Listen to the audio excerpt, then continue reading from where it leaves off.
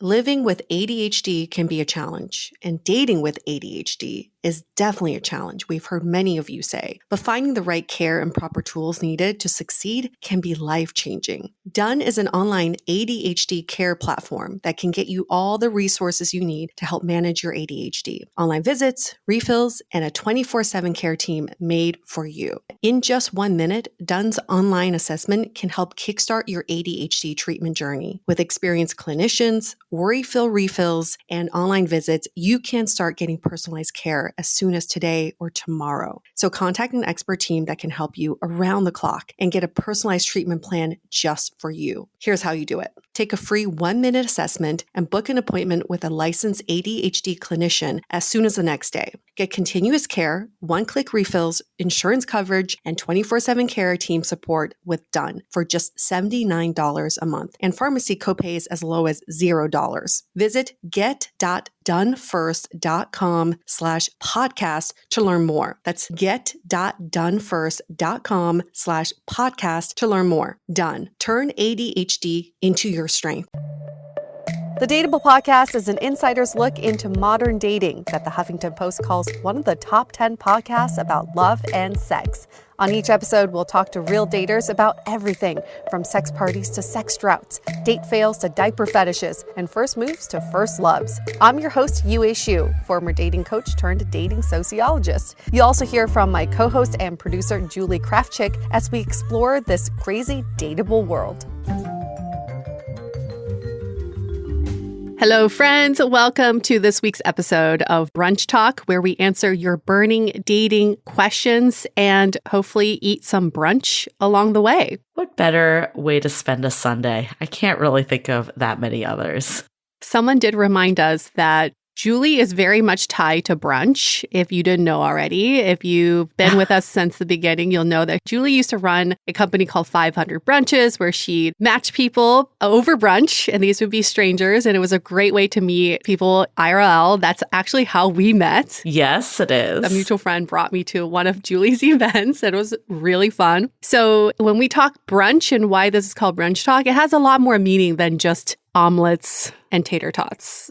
You know, that idea started off as a dating app, right? Like the idea of it started off to meet people. I don't think I know. Yeah, it was to meet in real life because I, like others, were frustrated by dating apps and felt like there weren't enough avenues that would bring people, random people, together in adult life. Like in college, there's so many parties and ways to meet people, but events in adulthood, you go and you talk to zero people. So that was the whole premise. And then when I talked to another friend that I used to work with, he was like, why don't we just make it broader? And also when you lose the dating context, it becomes more organic because, it would have been really freaking weird to be like a singles brunch. But you did meet your ex that way, so it did work. I did. So it worked so that I could shut down shop after that. Just kidding. I'm done. Mission solved. It's like Amanda with The League. It's basically like find myself a boyfriend was the whole premise of it. I'm just kidding. It was really nice because obviously but I think that's actually a really good point though, is like, even if that's your motive going in, the fact that it brought us our connection, which has far exceeded my relationship with him. So you never know when you're dating. And I think that's honestly one of the biggest problems with dating apps is you go in with this laser focused motive. And if someone doesn't fit that, you're quick to dismiss them opposed to letting the relationships play out and see what comes from it. And this is why we don't want to do dating events or singles events. So many of you have asked if we're going to do them in different cities. It's a big hell no. Not because we don't love you all. We love to match you all up, but it's really the premise of dating. It just puts this weird context around the event, and then it tracks this bad energy. Definitely. It's just always like strange, awkward energy. And then everybody's in there looking for the love of their life when they could really just be meeting cool people. So no, we're not doing singles events, but we will do meetups without the dating context. Yes. Well, now that we reminisced about the past, let's get into our question. Questions. Here's the question. How do I stop stalking my ex on social media? Ooh, okay. And more context. My ex got a new partner and I feel like I'm turning it into the crazy ex because I look at her social media and compare myself to her. I keep thinking, why her? What does he see in her? I also found myself secretly hoping they break up. Any advice on how to stop doing this? I know it's not healthy and want to stop going down this path. This is exactly why I virtually murder my exes, okay? For this temptation to look at their social media. I've definitely been there. So let's just start there. What you're doing is not wrong. Don't be too hard on yourself. We've all been there. Curiosity gets to the best of us. And then you go down this dark rabbit hole of who are they seeing? Who's now in their life? Why is this person better than me? How can I be better than this person? Etc., etc. As long as you know that this is what you're doing, that's step number one. I think the next step is to carve out time to do this. And there are later steps and we'll go into them, but I think the easiest way is to carve out time and say, I'm only going to give myself Tuesday nights at 7:30 for 10 minutes to do this. Yeah, 5 minutes. Okay. I was like 5 minutes. You're like 10 minutes, but maybe 8 minutes. We can meet in the middle. 8 minutes of stalking on Tuesdays only. That sounds like a good plan. But I think with this case, it sounds like, I would say agreed. Like if social media is too tempting, unfollow your ex, delete them, whatever you need to do. It's not petty. It's putting yourself first. In this case, it sounds like you've now moved on to the girlfriend social media, which could be someone you're probably not even friends with, but you're looking at public profiles. So that's where it gets hard. It's not as simple as just even unfollowing. I think it's like you actively going. It's not even being shown in the feed. Honestly, if you need to, take a social media break entirely, if that's going to help you. Again, not petty, not like, I don't want to give them the last word. I don't want to let them win. You're putting yourself first. Do what works for you to keep your sanity. Yes, putting yourself first, that is just at the forefront of what we should be doing when we're trying to get over an ex. And I love this book, Atomic Habits, because it shows you not only how to get rid of old habits, but how to create new habits. And one way to do that is to pair what you're doing with something you really hate doing. For example, if you absolutely hate doing the dishes, every time you go on your ex's social media, you have to go do the dishes.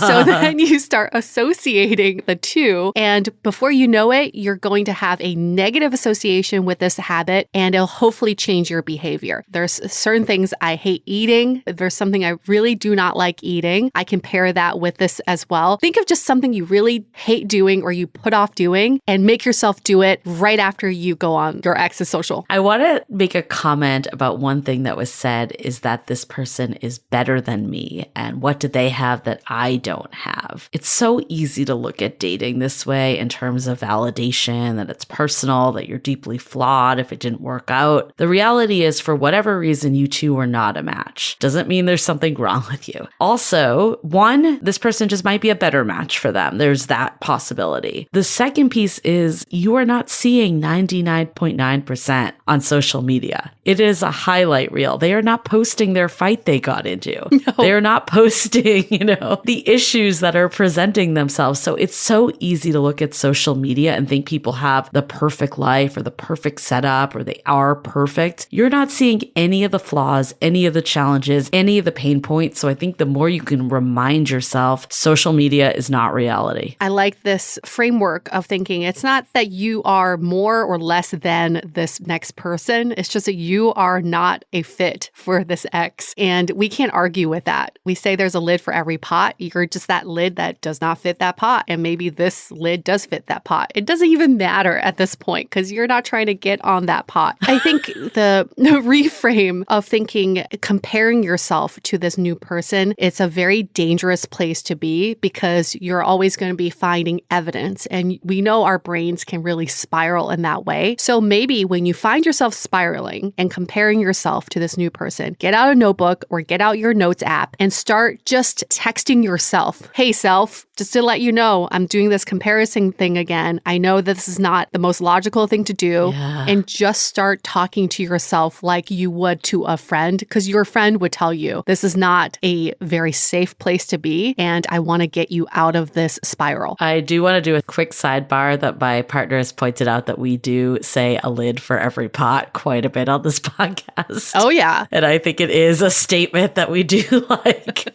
There is a lid for every pot. We will continue to go by that. I met someone the other day and he's like, there's a cover for every pot. And I said, no, it's a lid. Okay. It's not a cover. You do not it's have it right. Anyways, that was a quick sidebar. Back to the good stuff. I think another piece of this too is to give yourself some grace that everyone does this. Again, the fact that you can recognize that this is unhealthy, this is not a path you want to keep going on, is really good. We talked about kind of reprimanding yourself with punishment, doing the dishes or whatever, but also how can you be like, okay, I'm not going to sit and look at Instagram for 30 minutes. I'm going to go for a walk. I'm going to do something that helps me, puts me back in the power seat. Like, I am the most important person here, not my ex, not this random person they're dating. Like, how do we start to kind of have the self-confidence to say, like, I matter more than this? I like that. It's more of a positive association. So maybe try this, is that for every 1 minute you spend on your ex's social media or their new person's social media, you spend a minute doing something nice for yourself, some sort of pampering or donating to a charity. There is this rule in spending that helps people curb their spending, which is like you splurge on a thing and then you use the same amount and you donate it to somewhere. So that next time you take the guilt out of the spending. I think we could do the same thing here. Mm-hmm. Do that 1-to-1, 1 minute with the ex, and then 1 minute doing something good for yourself. Let's hold that thought for a quick message. This episode is sponsored by Via. We all know there are things that can help set the mood in the bedroom, but did you know a little THC could also do that? Yes, Via has developed a unique blend of pleasure-enhancing cannabinoids, libido-strengthening herbs, and a low dose of THC all into one mind-blowing gummy called High Love. This gummy, wow, it will awaken your senses, increase blood flow, and intensify any sexual experience. I've been pleasantly surprised by the High Love gummies because it is just the right amount of THC for me to have a good time without feeling sleepy. And hey, if THC is not your thing, Via also offers a wide array of other gummies without it. And everything legally ships in 50 states with discreet packaging directly to your door. So if you're over 21, you can get 15% off and a free pack of award-winning Dreams THC plus CBN sleep gummies with our exclusive code DATEABLE at viahemp.com. That's VIIAHEMP.com. Let the gummies work their magic. Head to viahemp.com and use the code DATEABLE to receive 15% off and one free sample of their Sleepy Dream gummies. That's viahemp.com and use the code DATEABLE at checkout. Take your passion and pleasure to a whole new level with High Love from Via Hemp. As you know, I recently left my corporate job and I've been in total recovery mode, all about self-care. One of my new routines is the nighttime shower before bed. There's just something about washing away the day and that reflection that's been super helpful for me. I've been using one of our partners, Osea's Mega Moisture Duo. This combo body oil and body lotion are so freaking incredible. It literally feels like I'm at a spa. I realized that the secret is seaweed and other skin level ingredients that are normally reserved for face products. And that's why I was so excited when Osea became one of our partners. And, we're so grateful for partners like this because one, they keep the show going, but they're also super good for all of our listeners and for our own well-being. So if you want to have that nighttime bliss like I am doing, you can get 10% off your first order site-wide with code DATEABLE at oseamalibu.com. You'll get free samples with every order and free shipping on orders over $60. So head to oseamalibu.com and use the code DATEABLE for 10% off. Let us know which products you end up going with. Share them in social. Super excited to see what you end up choosing.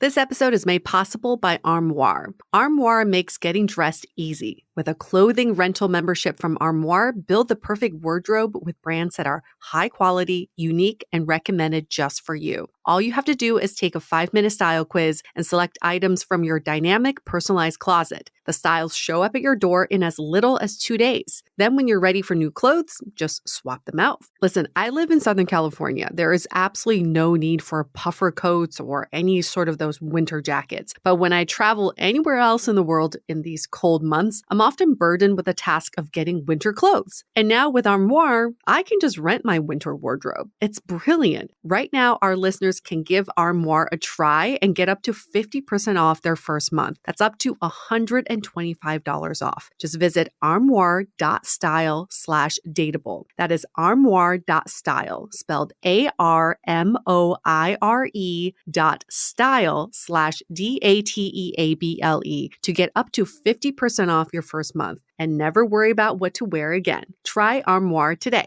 So have you done this before, Yue? Because I certainly have, and I've gotten deep down rabbit holes of the pages of this person. I'm like on their mother's page, their father's page, their best friend's page. And you have to like rein yourself in and just be like, what am I doing? Like, is this a good use of my time? But the irony is there's been a few of these that I've actually like met in person after the fact, like long after when I was over it. And just their social media persona did not match who they were in real life. So we have to remember that we are just seeing this snapshot. Probably if someone looked at us, they would think that we maybe had it more together than we really do. When I say we, it's like all of the people listening to this that might be on the reverse. So we do need to just like keep some perspective of what social media is. It has been a good litmus test for me to see if my feelings have really gone away for this person. So now I still do this. I still stalk some of my exes, even though I've murdered them, like I said, but I can still find them on social media. And if I see them with someone and they're married, they've got kids, and I feel like good for him, I'm so happy for him that he found someone, then I know I'm in a good place myself. But if I go on their profiles and I get in that comparison mode or I get envious, then I know I'm not in a good place myself. Maybe it has nothing to do with the ex. It's actually where you are in your life right now. So that's a good way to step back and say, maybe I'm just not in a place I want to be. It has nothing to do with this person. How can I get myself to be in that place that I ideally want to be? 100%. I bet if you had the partner of your dreams, you wouldn't care at all about your ex and their partner. No. We need to stop looking at it like competition. You know, I feel like bad movies and TV shows like have drilled in like you need to be the one that meets someone first and then you are the one with all the power and you're the one that's more desirable. It's not true. It's not true at all. Like it's better for you to take the time to heal than to rush into something and just have that blow up. And maybe your ex did find someone that they felt was a better match for them, but also they could just be suppressing feelings and just don't want to be lonely. So there's so many reasons why people jump into relationships, and it's hard to know from social media the entire backstory. Near impossible. Maybe that's a major lesson here is whatever you see on social media, treat them like celebrities. They're not people you really know. These lives you're not intimately involved with. Same with your ex, same with your friends. Hell, same with your next door neighbor. What you're looking at on social media is such a glossy, painted picture of their real lives. And if you really got behind the doors of what they're living day to day, it would not affect you in this way. So maybe you can just treat social media, especially when you're growing your ex's profiles, like, hey, here's a celebrity I've been following. Let's see what they're up to. And then you can create a little distance. Or think of the thing that irked you the most about your ex and imagine that's what they're dealing with right now. Yes. If we're letting our imaginations run wild of all the positive things, we can also bring in the negative things. That's why I think this is kind of unrelated to stalking, but like anytime you break up, keeping a list of what wasn't the right match for you is just as important because we tend to have rose-colored glasses and only remember the high points. So if social media is just enforcing those high points, we need to also remember what low points they might be in. Maybe they were super moody and, shut down when you were having conversations. Remember that. Imagine she's going through that right now. Oh, that poor woman. Poor woman. She has to go through so much. Just don't reach out to her. I actually thought about that at some point. Oh my It's like, I just want to God. reach out to her and warn her what she's getting herself into. It doesn't really matter. But I also think about you being on the other end of this scenario. You being the new girl in the picture or the new person in the picture and having the ex stalk you. What would you want to say to the ex at this point, right? If you being the new person. I think like if I'm the new person, I've actually had my ex's current people accidentally like my posts. Yeah. And I just thought I had like a moment of fantasizing of saying, if I saw her, what would I say to her? And I'd probably say something like, I'm sorry, it didn't work out with you guys. I do think we're a better match, but I don't think I'm better than you. Yeah. I thank you for releasing him to me. Right. I mean, she's like remarried, right? So it's like she found someone Yeah. that's a good match. And even if you haven't found that person right now, eventually you will. So again, it's not a you're better than, they're better than, none of that situation. If you are going to time box your stalking, like we talked about earlier, make sure you don't like. That's all I can say. Wait, Julie, what is like the worst stalking situation you've ever been in when it comes to stalking the ex? What's like the deepest you've ever gone? Oh, I mean, I've definitely gone to like other people's pages that are related. And if I haven't done this, thank goodness, but if I liked one of their photos, that would be mortifying. But every time I'm like on even their page, I'm like, do not like, because that is terrifying. Like they just get this random person that they maybe don't even know who you are at this point. That would be so embarrassing, I think. And then they look up and they see there's a connection or they ask their current partner. That would be so mortifying. I mean, I've definitely like deep liked people's photos, not necessarily an ex's new partner, but like a person that I had like a situationship, friends with benefits. And that was pretty embarrassing because it was clear I was going way back and stalking them. So if you're gonna do the stalking, take some precautions. That's all I can say. Don't multitask and stalk. What is your stance on deleting your old photos with exes on social media once you're in a new relationship? I've thought about this before. I'm mixed on it. I think if it's gonna bother you, then by all means, delete them. I think at the end of the day, you are the most important person here. Whatever is gonna help you in your like recovery and moving forward, that's what you gotta do.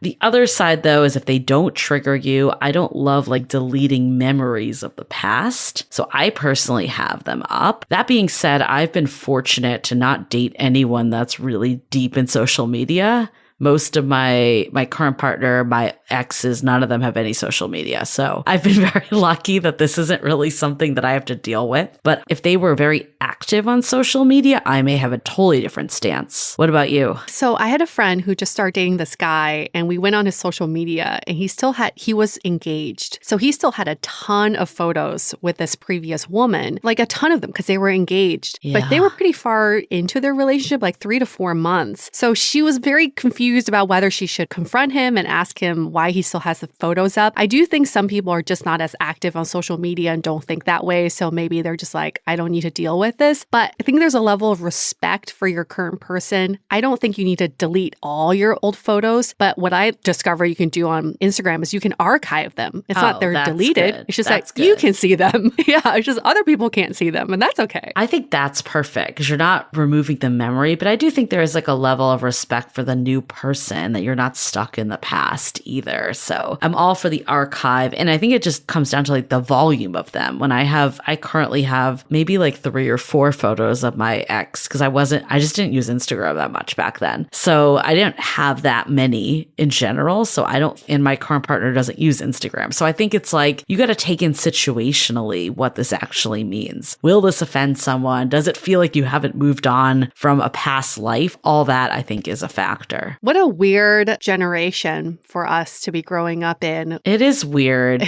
Everything is chronicled online. Like back in the day, you broke up, you never saw them again. Maybe you ran into them somewhere. Here, you can find someone in a second, regardless. Like you can find them on their digital footprint. It's easy to know what they're doing at all times, especially if there's someone that is active on social media, but not a real picture. It's definitely not a real picture. The people we date today, we make judgments about them before we even indulge in a relationship with them because they have this online footprint that we can always reference. Oh, totally. But back in the day, like you could have killed someone and nobody would have known, and you're still back out there dating, you know? So Yue and I, we've alluded to this. We are doing a secret project right now, and we're talking to a lot of daters. And it's mind-blowing to me how many of them keep in touch through Instagram. Even if they went on one date, they're now following each other on Instagram. And I feel like there's, in one way, it's nice that you're like, you know, having a friendly vibe. But then the other, it's just setting yourself up if you do get feelings for someone to be in this pit hole that we're talking about now of just seeing what's happening in their life after you're out of their life. I realize there are like 3 layers of friendship or relationships. There's like the real life, IRL, the people who you actually see in person. There's the people in the metaverse, so playing games with people you never met, they're just an avatar. And then there's this purgatory stage of people you had relationships with in the past or friendships, and then you dump them into this virtual graveyard where you still like kind of like each other's shit, but you're not seeing each other anymore. Yeah.